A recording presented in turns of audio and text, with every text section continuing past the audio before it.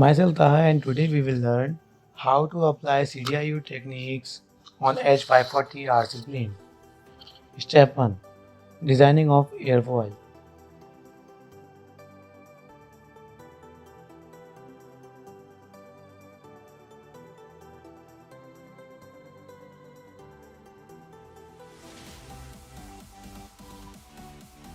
First, we import points from airfoil tools of NASA 0013, which is also called General Aviation Airfoil.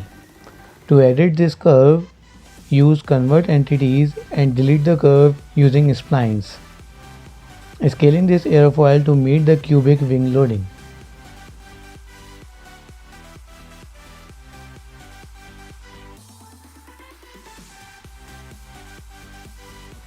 Step 2.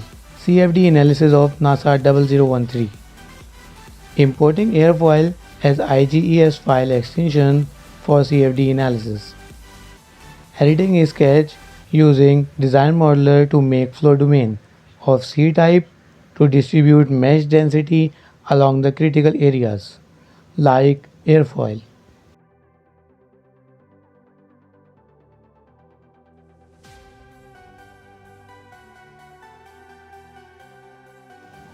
Applying Boolean function to subtract these surfaces to apply different mesh sizes.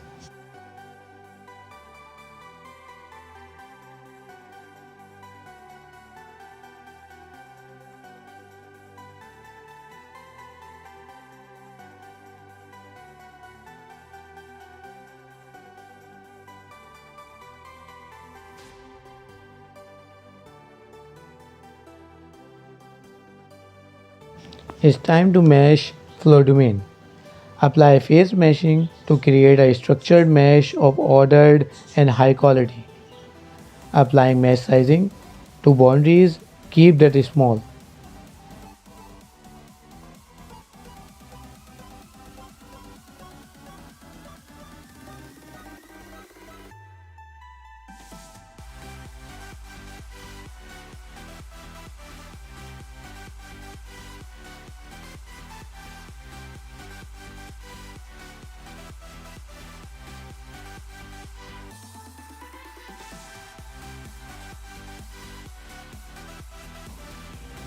Now labeling of boundaries for the application of boundary conditions like inlet for velocity based calculations, outlet for pressure based calculations, flow domain for no shear.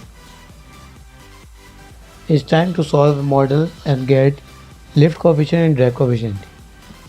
Applying K-epsilon model as it is best for turbulent flows with assumption of isotropic turbulent viscosity. Applying boundary conditions like flow domain set it to specified shear,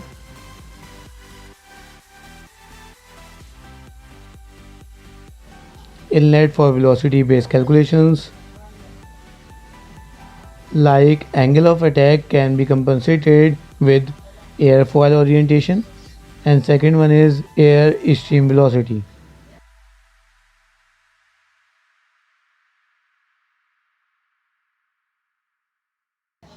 Outlet for pressure based calculation, keep it to atmospheric pressure.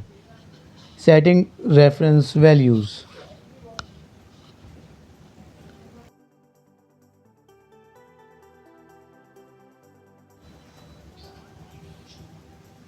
Creating reports for lift and drag coefficient and check report file, plot, print to console.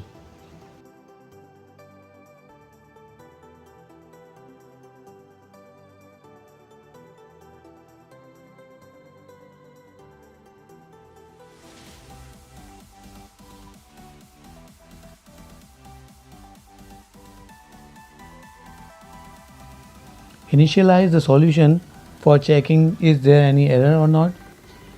Keep residuals to default, that is 1 exponent minus 3.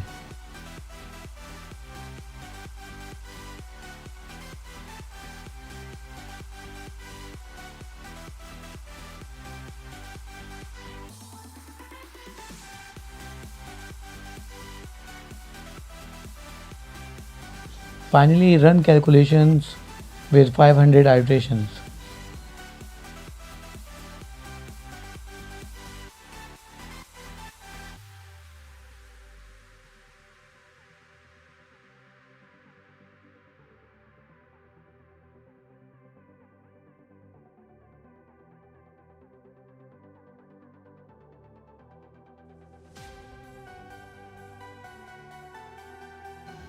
Now time to get pictorial results on CFD Post.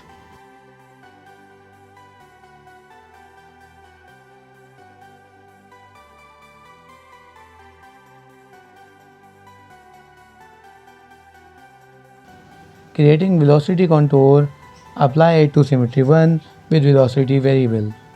Since our velocity is very high, 60 meter per second, it gives supersonic flow, but you can change it according to your need.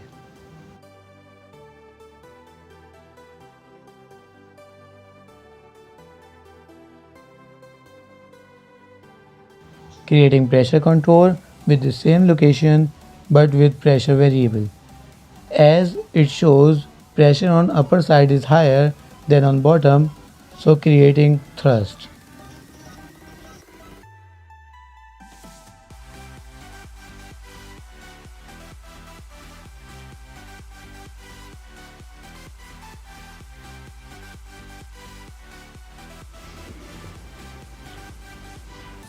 Step 3.